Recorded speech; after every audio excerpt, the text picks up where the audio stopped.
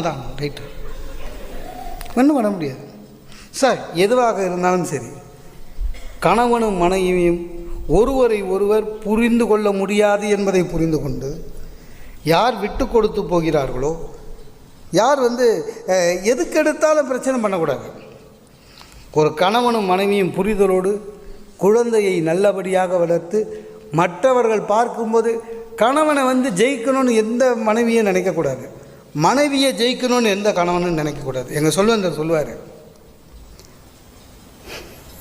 மனைவியை அடக்கி கணவன் வெற்றி பெற்றால் ஒரு மிருகம் அந்த குடும்பத்தில் வெற்றி பெற்றது என்று அர்த்தம். கணவனை அடக்கி மனைவி வெற்றி பெற்றால் ஒரு பிடாரி அந்த குடும்பத்தை வெற்றி பெற்றது என்று அர்த்தம். மனிதர்கள் மனிதர்களாக இருக்க வேண்டும்.